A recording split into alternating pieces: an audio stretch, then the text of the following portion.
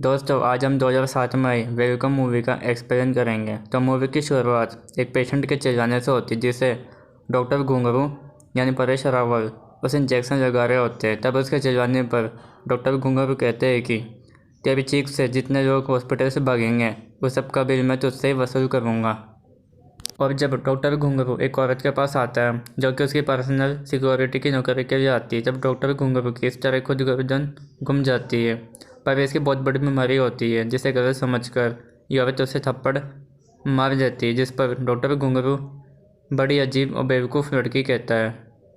तब इसकी वाइफ पायल आ जाती है और कहती है कि बेवकूफ़ लड़की नहीं बल्कि बड़ी शरीफ लड़की है, और इन्हें यह भी बताती है कि अगर तुम्हें कोई भी लड़की थप्पड़ मारे तो समझ लेना कि वह एक नेक और शरीफ ख़ानदान की है। इसके बाद डॉक्टर घुंघरू राकेश कपूर के घर अपने भांजे राजीव के लिए रिश्ता देखने जाता है। डॉक्टर घुंघरू उनकी सच्चाई जानने के लिए कहते हैं कि आप हमारे साथ रिश्ता जोड़ना चाहें या ना चाहें, पर मैं आप जैसे शरीफ लोगों को धोखा नहीं दे सकता। और यह भी कहते हैं कि मैं हूँ तो एक डॉक्टर, पर 2 नंबर का धंधा भी करता हूँ। और अपने भांजे के लिए कहते हैं कि मेरा भांजा तो छटा हुआ बदमाश है और शराब, जुआ, ड्रग्स इन सब की आदत है, इस कारण हम तो आपके ख़ानदान के लिए लायक नहीं है। जिस पर राकेश कपूर कहता है कि हम भी मिनिस्टर के बेटे को ड्रग्स सप्लाई करते थे। फिर डॉक्टर घुंघरू उनके बेटे के लिए कहता है कि ये हॉट नहीं है, जिस पर वह लड़की अपनी साड़ी उतार देती है। ऐसा करते ही इनकी सच्चाई पता चल जाती है कि ये नेक और शरीफ ख़ानदान नहीं है, जिस पर डॉक्टर घुंघरू पंडित जी को थप्पड़ मारते हैं। तो राकेश कपूर पूछता है कि आपने पंडित जी को क्यों मारा, जिस पर डॉक्टर घुंघरू कहते हैं कि क्योंकि हमें ऐसा ख़ानदान चाहिए जिस ख़ानदान के दूर दूर के रिश्तेदारों ने भी जेल तो क्या पुलिस स्टेशनों की भी शक्ल ना देखी हो, फिर ये चले जाते हैं। इसके बाद हम राजीव यानी अक्षय कुमार को देखते हैं जो कि किसी पार्टी में एक बच्चे को सूसू करवा रहा होता है।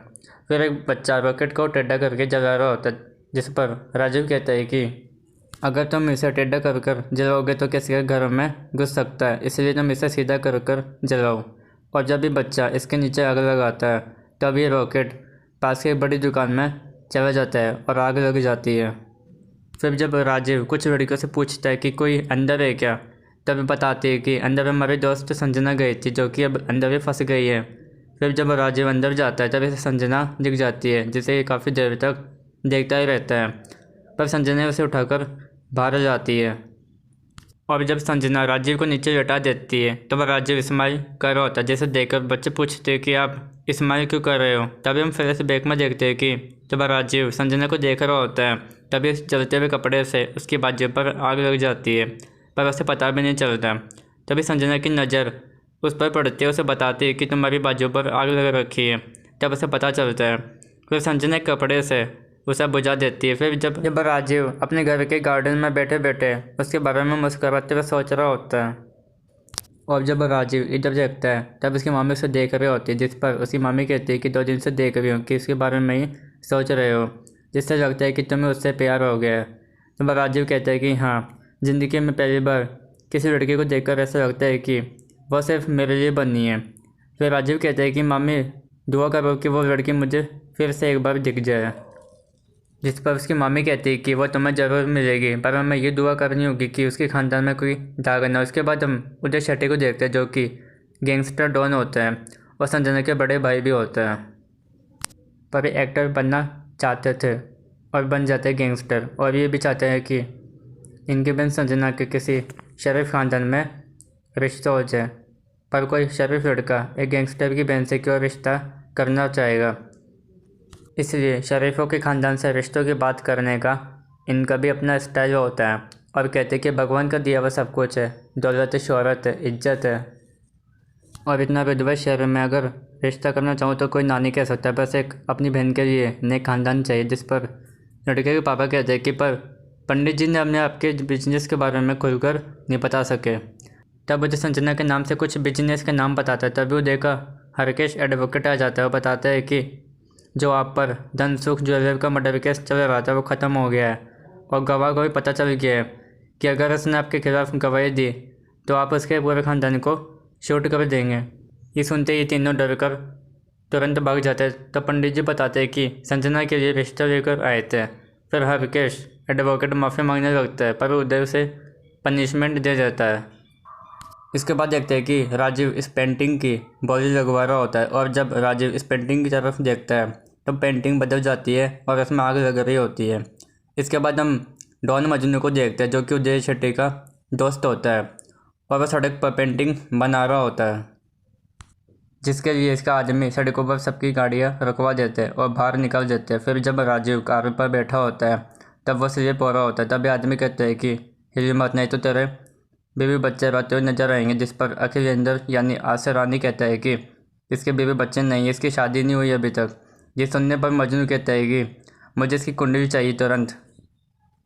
इसके बाद देखते हैं कि डॉक्टर घुंघरू अपनी बीवी पायल से हिसाब किताब मांग रहा होता है। तभी वो ब्यूटी पार्लर जाने को कहती है, जिस पर डॉक्टर घुंघरू कहता है कि मैं जब भी हिसाब किताब की बात करता हूँ तो मैं ब्यूटी पार्लर याद आ जाता है। तभी से मजनू का फ़ोन आता है और कहता है कि और घुंघरू सेट कैसे चल रहा है धंधा पानी। जिस पर घुंघरू कहता है कि धंधा फर्स्ट क्लास चल रहा है, टकाटक चल रहा है और नोटों की तो बारिश हो रही है। तब मजनू कहता है कि हम पर थोड़े छिट्टे नहीं गिराओगे, और उससे 4 खोखे मांगता है। जिस पर घुंघरू कहता है कि ये बुटीक है, यहाँ पर लेडीज़ ड्रेस मिलते हैं, खोखे वोखे नहीं मिलते हैं। जिस पर मजनू कहता है कि खोखे का मतलब करोड़ करोड़। जिस पर घुंघरू कहता है कि अच्छा से करोड़, तेरा बाप क्या छोड़ कर गया था या तेरी माँ। इस पर उदय और बलविश यानी मुश्ताक खान और साथ के वो आदमी भी हंसने लग जाते हैं। और मजनू कहता है कि जानते ना तो किससे बात कर रहा है, मजनू भाई बोल रहा हूँ, मजनू भाई। जिस पर घुंघरू कहते हैं कि हाँ सुना है ना, तूने तो अभी बताया मजनू भाई बोल रहा हूँ, मजनू भाई। तो मैं क्या कर रहे? तो मजनू कहता है कि तू पागल हो गया है क्या, लगता है तेरा गेम भी बचाना पड़ेगा। अबे मैं हफ्ता मांग रहा हूँ, हफ्ता, इंग्लिश में बोले जब प्रोटेक्शन मनी। जिस पर घुंघरू कहता है कि अच्छा तुझे प्रोटेक्शन चाहिए, चल एक काम कर, तो 4 खोकर लेकर मेरे पास आ, मैं तुझे प्रोटेक्शन देता हूँ। और अगर 4 जूते खाने हो तो दोबारा फ़ोन करना। और फ़ोन रखने को कहता है और फ़ोन कटते ही ये तीनों काफ़ी हंसते हैं। इसके बाद तुरंत मजनू घुंघरू के बुटीक जाता है। तब इसका आदमी इसे घाघरा और चुन्नी पहना देता है और जब इसे साथ में ले जाने को कहता है तब घुंघरू माफ़ी मांगते हुए कहता है कि मुझे लगा कि मेरे साथ फ़ोन पर कोई मजाक कर रहा है, अगर मुझे पता होता आप हो तो मैं क्या ऐसे बोलता। जिस पर मजनू पूछते है कि तो क्या बोलता। तब घुंघरू की वैसे ही गर्दन घूम जाती है। जिस पर मजनू उसकी तरफ कर कहता है कि ये क्या है बे, क्या समझता तुम मुझे। जिस पर घुंघरू कहते हैं कि भाई अब ठीक है, ये मेरी प्रॉब्लम है। तब मजनू कहते हैं कि तेरी नहीं बल्कि बहुत लोगों की प्रॉब्लम है। और ये भी कहते हैं कि कल शाम तक तू 5 खोखे का इंतज़ाम कर दे। तब घुंघरू कहते हैं कि अपने फ़ोन पे तो 4 बोल रहे थे। जिस पर ये आदमी कहता है कि वह फ़ोन पर बोल रहे थे, पर अब भाई खुद चल कर आए तो पेट्रोल का खर्चा कहते हैं बाप देगा। ये कहकर ये चले जाते हैं। इसके बाद जब घुंघरू टीवी पर कोई खबर देख रहे होते हैं तभी पंडित जी आकर उसे हाथ लगाते हैं। तभी डर जाता है। जिस पर पंडित जी कहते हैं कि ऐसे चिल्ला रहे जैसे मजनू भाई ने आपको धमकी दे दी है। तब घुंघरू कहते हैं कि दिए दिन दहाड़े दिए और दुकान के अंदर आकर दिए, और लगता है कि मेरा भी बहुत बुरा हाल करेंगे। जिस पर पंडित जी कहते हैं कि मजनू भाई ने आपको धमकी दी है, हो ही नहीं सकता है। तब घुंघरू पूछते हैं कि आप जानते हो उसे। जिस पर ये कहते हैं कि मुन्ना है मेरा घुंघरू बाबू, और कहता है कि आप मेरा नाम एक बार उसके सामने लेकर तो देखिए। और मांगने के बजाय ठंडा पिलाता है, वो भी कुछ देकर। जिस पर घुंघरू कहता है कि नहीं, मुझे कुछ उससे लेना भी नहीं है और कुछ उसे देना भी नहीं है। फिर पंडित जी कहते हैं कि आप मेरे साथ चलिए और देखना कैसे मेरे पैर के सामने आकर दम से गिरेगा। और ये कहते हैं पंडित जी मजनू के पैर के आगे गिर जाता है। फिर यहाँ पर मजनू पंडित जी को एक खोखे का इंतजाम करने को कह देता है और घुंघरू को 6 खोखे देने का। फिर इसके जाने के बाद पंडित जी घुंघरू से कहता है कि फिर मैं गलत जगह पर लेके आ गया। तब घुंघरू कहता है कि मैंने लेकर आया तो लेकर आया, और तेरी वजह से मेरा एक बढ़ भी गया। तब हरकेश एडवोकेट इनसे कहता है कि आप सीधे उदय शेट्टी के पास जाइए, वही आपको इस मुसीबत से छुटकारा दिला सकते हैं। और बताता है कि शहर के बहुत बड़े आदमी हैं, सभी उनकी इज्जत करते हैं, और ये मजनू भाई भी। ये सुनते ही घुंघरू उदय शेट्टी के पास जाते हैं और बताते हैं कि मजनू भाई हर मुलाकात पर एक होका बढ़ा देता है और उसे हफ्ता कहता है। तभी मजनू आता है और तब उदय शेट्टी मजनू से कहता है कि मजनू क्या करते हो, किसी को भी फ़ोन करते हो, कुछ भी मांगते हो। जिस पर मजनू कहते हैं कि शेट्टी साहब पता नहीं था कि आपके पहचान के आदमी हैं। तब उदय कहते हैं कि पहचान के दोस्त है मेरे। जिस पर मजनू कहते हैं कि मिस्टेक होगी, फिर तो ये मेरे माई बाप हुए, इसके जाने के बाद घुंघरू उसे एक दो थप्पड़ मारने को कहता है और उदय को फरिश्ता कहता है, जिस पर उदय कहता है कि अगर आप ऐसे समझते हो तो मेरा एक काम करो। तब उदय इनसे अपनी बहन संजना के लिए नेक खानदान का लड़के के लिए पूछता है, जिस पर घुंघरू कहते हैं कि मेरा अपना भांजा राजीव है, जिसके लिए इन दोनों की हाँ हो जाती है। इसके बाद जब भी जा रहे होते हैं तब रास्ते में इन्हें राजू मिल जाता है और फिर अंदर बैठने के बाद राजू अपने मामा से पूछता है कि आज बड़े खुश हो रहे हो, जिस पर घुंघरू कहता है कि मैं तुम्हारा रिश्ता ऐसी जगह तय करके आया हूँ, अगर सुनोगे तो तुम्हारे होश उड़ जाएंगे। और शराफत की गंगा तो उनके बंगले से ही बहती है। तो पंडित जी बताते हैं कि शराफत की गंगा नहीं खून की नदी बहती है और शेट्टी साहब डॉन है। मजनू और शेट्टी साहब ने मिलकर फंसाया है अपनी बहन के रिश्ते के लिए। इसके बाद ये सन सिटी साउथ अफ्रीका आते हैं और जब घुंघरू कुछ सोचने जा रहा होता है तभी इनसे संजना टकरा जाती है, जिस पर संजना सॉरी कहती है। तब वापस घुंघरू की गर्दन गुम जाती है, इसलिए संजना उन्हें थप्पड़ मारकर चली जाती है। तब घुंघरू को अपनी बीवी की बात याद आती है कि अगर तुम्हें कोई भी लड़की थप्पड़ मारा है तो समझ लेना कि वो एक नेक और शरीफ खानदान की लड़की है, जिस पर घुंघरू उसकी शॉर्ट वीडियो बना लेता है। और जब घुंघरू राजीव के पास आकर वीडियो में उस लड़की को देखने के लिए कहता है पर वो मना कर देता है। पर जब राजीव उस वीडियो में उस लड़की को देखता है तब राजीव उसे देखकर स्माइल करने लगता है और पहचान जाता है कि ये तो उस दुकान में लगी आग में दिखी थी। और घुंघरू कहते हैं कि बहुत ही शरीफ और नए खानदान की है। इसके बाद जब संजना और उसके दोस्त और बाकी सब मौजूद ये लोग इंजॉय कर रहे होते तब एक आदमी कहता है कि प्लीज़ डू नॉट मूव और कहता है कि हमें सूचना मिली है कि कुछ आतंकवादियों ने यह बम रखा हुआ है और हमें बिल्कुल नहीं पता कि बम कहाँ रखा हुआ है और आपके इधर उधर भागने से बम ब्लास्ट हो जाए। तब भी राजीव आता है और वो एक फुटबॉल को मार देता है, जिससे एक कांच टूट जाता है। और तभी हम देखते हैं कि उस पर अप्रैल फूल लिखा होता है, जिस पर ये आदमी हंसने लग जाता है।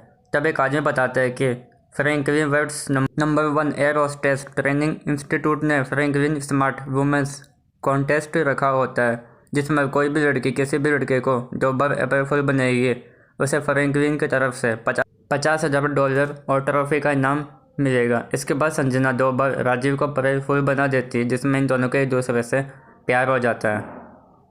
इसके बाद राजीव और उसके मामा मम्मी अपने शहर में आ जाते हैं।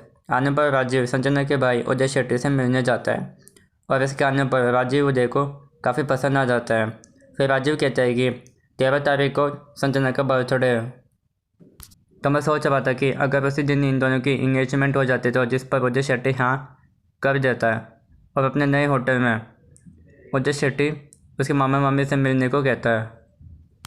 इसके बाद जब राजीव अपने मामा मामी को पार्टी में जाता है और जब उदय शेट्टी घुंघरू सेठ को देखता है तभी दोनों एक दूसरे को देखकर शॉक्ड हो जाते हैं, क्योंकि घुंघरू सेठ इससे पहले उदय शेट्टी से मिल चुका होता है और घुंघरू सेठ देखकर बेहोश हो जाते हैं। फिर इन्हें एम्बुलेंस में ले जाया जाता है और होश आने पर घुंघरू सेठ कहता है कि क्या करूँ होश में आकर जिस रास्ते से पीछे छोड़कर भाग रहे थे, मुझे क्या पता था कि वही रास्ता में पीछे पीछे भाग रहा है। और बताते हैं कि संजना दोनों उदय शेट्टी की बहन है। ये सुनते राजीव भी शॉक्ड हो जाता है। इसके बाद जब मजनू हॉस्पिटल में आता है और उसे उठने के लिए बोलता है पर वो नहीं उठता, तब मजनू बंदूक की सारी गोलियाँ तकिए के दोनों ओर चला देता है घुंघरू को उठाने के लिए, पर वो कोई रिस्पॉन्स नहीं देता। फिर मजनू घुंघरू की पैंट उतारने के लिए कहता है और जब भी दोनों उसके पास आते हैं तब वापस उसकी गर्दन गुम जाती है, जिस पर भी आदमी कहता है कि भाई ये बहुत पहले से नंगा आदमी है, अभी भी यूँ कर रहा है। इसके बाद जब मजनू राजू के पास आता है तब अपने मामा को होश में लाने के लिए कहता है पर उन्हें लेकर मंगनी में लेकर आ जाना, नहीं तो तुम्हारी पूरी फैमिली को उड़ा दूंगा। जिस पर राजीव कहता है कि उड़ा डालोगे, कैसे उड़ा डालोगे। तब मजनू राजीव को डराते हुए हवा में गोली चलाता है, फिर भी चला जाता है। इसके बाद राजीव उदय के पास आता है और मजनू की हरकत के बारे में बताता है। फिर उदय कहता है कि संजना की मंगनी 13 तारीख को ही होगी और राजीव बड़ा समझदार लड़का है और अपने मामा को होश में लाकर समझाएगा और वरना लेकर आएगा। इसके बाद उदय घुंघरू के घर आकर झूठे आंसू बहाकर अपनी गलतियों की माफ़ी मांगता है। तभी मजनू भी आ जाता है और कहता है कि मंगनी में आने के लिए हमारे बड़े भाई भी इटली से आ रहे हैं। जिस पर घुंघरू पूछता है कि कौन से बड़े भाई है। तब मजनू बताता है कि मेरे और उदय भाई के भी बड़े भाई RDX सर। इसके बाद हम आरडीएक्स यानी फिरोज खान को देखते हैं और उसके बेटे लकी धनराज को। तब आरडीएक्स कहता है कि आखिर तुम्हारी बहन का रिश्ता हो ही गया, यानी कि तुम्हारे भी टेंशन ख़त्म और हमारे भी। और आज की पार्टी में ज़बरदस्त डांस होगा और गाना होगा, जिस पर उदय कहता है कि इसका तो कोई इंतज़ाम नहीं किया है सर। जिस पर आरडीएक्स कहता है कि उसकी चिंता मत करो। इसके बाद जब राजीव पार्टी में संजना को अंगूठी पहना रहा होता है, तभी इशिका यानी मल्लिका शेरावत आ जाती है, जो कि राजीव की दोस्त होती है और सबको बताती है कि मामा जी ने राजीव की मेरे साथ शादी करवाई थी, जो कि अब किसी और के साथ हो रही है। जिस पर आरडीएक्स कहता है कि ये मंगनी नहीं हो सकती। इसके बाद पायल इशिका से कहते हैं कि तुम सिर्फ घुंघरू की सिस्टर इन लॉ ही नहीं बल्कि राजीव की एक अच्छी दोस्त भी हो, और तुमने क्या किया। जिस पर इशिका कहती है कि मुझे तो बताया गया था, पर ये रिश्ता जो ज़बरदस्ती से हो रहा है। तो राजीव अपने मामा से कहता है कि अगर आपको ये रिश्ता मंजूर नहीं था तो मना करते थे, इतना नाटक करने की क्या ज़रूरत थी। जिस पर घुंघरू कहते हैं कि मेरा नाटक नहीं भांजी, मेरी मजबूरी है, और बताते हैं कि मेरी बहन ने सिर्फ एक ही गलती की थी, जिसकी सज़ा उसने ज़िंदगी भर भुगती और मौत भी काफ़ी दर्दनाक मिली। और उसने तो मैं मुझे सौंप कर कहा था कि मेरे बेटे पर जुल्म का साया नहीं पड़ना चाहिए। इसलिए कहता है कि मुझे इस रिश्ते से कोई एतराज़ नहीं है, बल्कि मुझे एतराज़ है रिश्तेदारों से।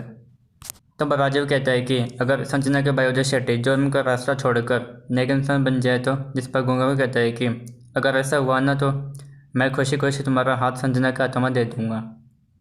पर अगर ऐसा नहीं हुआ तो इसके बाद राजीव और संजना बाकी ये सब उदय को मूवी का हीरो बनाने के लिए प्लान बनाते हैं, जिसमें राजीव अपने दोस्त दिनेश वर्मन को डायरेक्टर बनने को कहता है, पर वो डर के मारे मना करता है। और अखिलेंद्र को भी प्रोड्यूसर बनने को कहता है, पर ये भी मना करता है और कहता है कि अंडरवर्ल्ड डॉन उदय शेट्टी और हीरो अगर उन्हें नकली फिल्म की शूटिंग के बारे में पता चल गया तो असली गोलियाँ चल जाएंगी। तब संजना कहती है कि गोलियाँ नहीं चलेगी, इस बात की मैं पूरी गारंटी देती हूँ। तभी सुनील शेट्टी को देखता है, जिसे दिनेश हीरो बनाने को कहता है, पर ये मना कर देता है। इस कारण अखिलेंद्र कहता है कि अगर कोई स्टार नहीं होगा तो मूवी कैसे बनाएंगे। तभी धनेश की नज़र उदय पर पड़ती और इसे अपने फिल्म का हीरो बना देता है। इसके बाद जब उदय राजीव को अपना डायलॉग सुना रहा होता है, तभी अखिलेंद्र आकर कहता है कि आपकी फिल्म की हीरोइन आपसे मिलना चाहती है, जो कि शिका होती है। और जब उदय इसके पास आता है तब शिका उसकी एक्टिंग की तारीफ करती है और इससे उसका ऑटोग्राफ मांगती है। तब उदय को इससे प्यार हो जाता है। इसके बाद राजीव जब संजना से पूछता है कि एक बार तुम्ही ने बताया था ना कि तुम्हारे भैया को घोड़ों से बहुत डर लगता है, तब संजना कहती है कि हाँ। ये सुनते हैं राजीव को ये अच्छा सुझाव मिलने पर अपने दोस्त धनेश को घोड़े का शॉट लेने के लिए कहता है। तभी उदय कहता है कि इतने सारे घोड़े किस लिए। तब राजीव आकर बताता है कि डायरेक्टर ने शॉट चेंज कर दिया है कि आप पहले पैदल आकर लड़के के बाप से हाथ मांगने आ रहे थे ना, पर अब आप 25 आदमियों के साथ आएंगे। जिस पर मजनू कहते हैं कि पर ये हाथ मांगेंगे कैसे, इन्हें घोड़ा चलाना नहीं आता। तब उधर राजीव को कहते हैं कि शॉट चेंज करवा दो। जिस पर राजीव कहते हैं कि मैं उसे समझाने जाऊंगा तो वो पिक्चर बंद कर देगा, आप चाहते हैं पिक्चर बंद हो जाए। फिर उदय मान जाता है। इसके बाद जब उदय घोड़े पर बैठ जाता है तब उदय एक शॉट में घोड़े के चलते चलते नीचे कूदकर लड़के के बाप से हाथ मांगता है और दूसरे शॉट में उदय 25 आदमी के पीछे और बीच में रह जाता है, जिस कारण डायरेक्टर उदय को कुछ गलत कह देता है। जिस पर मजनू को गुस्सा आ जाता है और धनेश डायरेक्टर को मारने लगता है और काफ़ी तोड़फोड़ करके सब कुछ बंद करवा देता है। और जब उदय आता है तब यहाँ सब कुछ बंद हुआ मिलता है और सब बैठे होते हैं और डायरेक्टर पिक्चर बंद करने को कहता है। इसके बाद राजीव और संजना मजनू के पास आते हैं। तब राजीव मजनू का हाथ देकर बताते हैं कि आपका नाम ही गलत है, बल्कि आपका नाम एस से शुरू होना चाहिए। जिस पर मजनू कहता है कि हाँ, मेरा सही नाम तो सागर है। और राजीव बताते हैं कि 18 साल की उम्र में आपका इश्क किसी लड़के के साथ हुआ था जिसका नाम आई से शुरू होता है। जिस पर मजनू कहता है कि इरावती, और यह भी बताता है कि बिकॉज ऑफ इरावती आप क्राइम वर्ल्ड में है, क्योंकि उनके पिताजी ने आपसे कहा था कि पहले आप नाम कमाओ और पैसा कमाओ, और पैसे कमाने के चक्कर में आपने किसी का मर्डर कर दिया और भागते भागते यहाँ तक पहुँच गए। तब मजनू कहता है कि यह सब तो पिछली बात है, आगे क्या होगा। जिस पर राजीव कहता है कि अब वही प्यार आपकी ज़िंदगी में वापस आएगा। तब मजनू कहता है कि फिर उसके बच्चों का क्या होगा। जिस पर राजू पूछते हैं कि कौन बच्चे। तब मजनू बताता है कि उसके 4 बच्चे, जिस पर राजू कहते हैं कि बच्चे उसके पास ही रहेंगे और हीरावती जैसी आपकी ज़िंदगी में नहीं आएगी, बल्कि हीरावती जैसी आपकी ज़िंदगी में आएगी, जिसका भी नाम ऐसे शुरू होगा। इसके बाद देखते हैं कि राजू मजनू की बनाई हुई पेंटिंग की बोली लगवा रहा होता है। तभी इशिका जाती है और $50,000 में वो पेंटिंग खरीद लेती है और कहती है कि काश मैं उस पेंटिंग बनाने वाले से मिल पाती। तो वह राजू कहता है कि वो महान कलाकार हमारे बीच में ही है।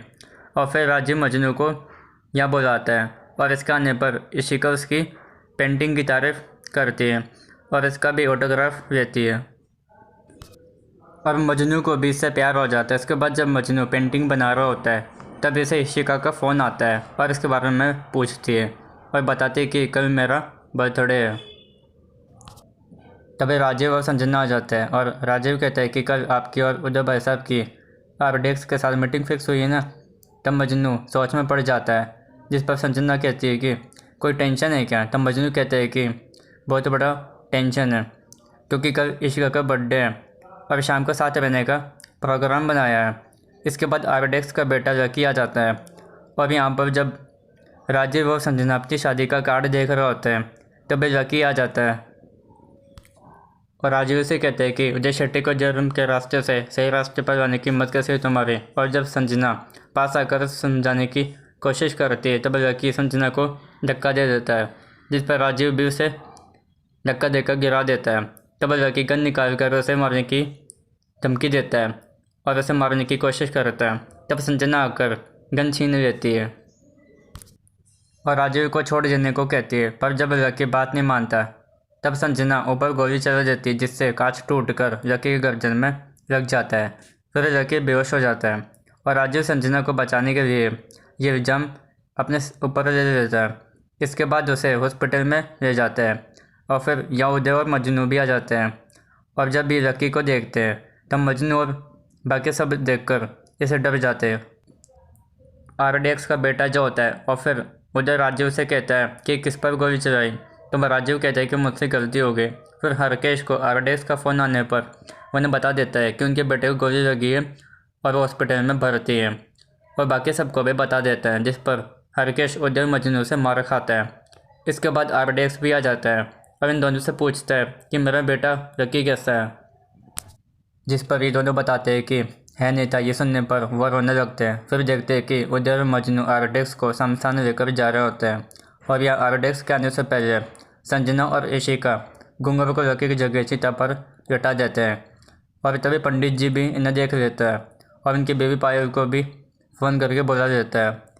फिर और तभी आरडेक्स आ जाता है और अपना बेटा समझकर इनके सीने पर सर रखकर रोने लगते हैं और तभी यहाँ लकी भी आ जाता है और राजीव और बाकी सब लोगों को डर से लकी चिता के नीचे छुप जाता है।